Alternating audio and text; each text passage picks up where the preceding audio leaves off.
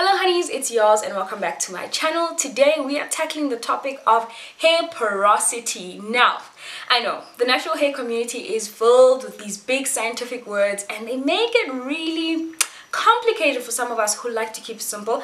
I'm one of those naturals who love to keep it simple, but I also love to know about these complicated terms that relate to my hair. So I'm about to break it down for you, make it easy for you, and just let you guys in on what low, high, and normal porosity is. So without any further ado, let's get straight into this video. If you do enjoy it, you know what to do. Give it a massive thumbs up, comment down below, and let me know what your hair porosity is. If you don't know, do the test and let me know. If you don't know the test, I'm also gonna fill you in on that. You will know after watching this video.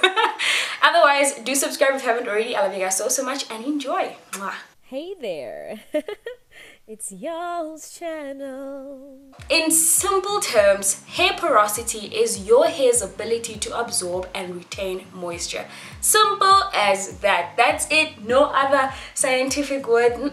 Absorption and moisture retention. That is what we are talking about when we're talking about porosity. There are three levels of porosity. There's high, there's normal, and there is low. Now let's get straight into high porosity hair. Very self-explanatory. High porosity, highly porous hair. So the hair cuticle of your hair strand is open. It's more raised. So in other words, it absorbs moisture easily, which sounds great, but that also means that it dries very quickly. So this hair type tends to look very dry looking, very frizzy, gets frizzy very easily, especially if you're going into the shower and washing your hair with warm or hot water. My tip for this hair type, high porosity hair, is for you to use lukewarm or cool water, preferably cold cool water, which I can't always take, but in the summer it's fine because it actually doesn't open your cuticles any more than it already is. And also for you to use thick butters for your hair. So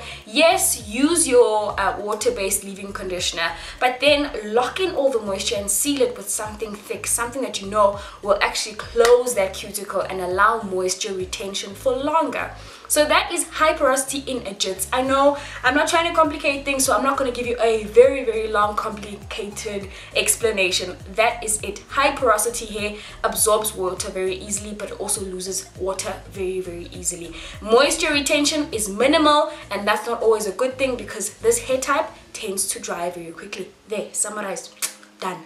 We are done now. Moving right along, let's go to normal porosity hair. This simply means that your hair has elasticity, that it absorbs and retains moisture very well, and it holds hairstyles very well as well. So you do a Bantu knot out style, your hair holds. A twist out, a braid out, your hair has got the right sort of curl because your hair shrinks when it needs to shrink, it stretches when it needs to stretch, it curls when it needs to curl, and it comes back. The cuticle generally is then tight, but it actually absorbs water well and also retains water very well. So I know this is like the dream for every natural, but not all of us are there. My tip for you, if you have normal porosity hair, is to just continue doing what you're doing, because clearly you're doing the right thing, but also make sure that you are not missing any weekly or bi-weekly hair treatments. Continue deep conditioning so that your hair is nourished and your hair remains as healthy as it is, and the porousness of your hair strands remain as they are, so that they can shrink when they need to shrink, stretch when they need to stretch,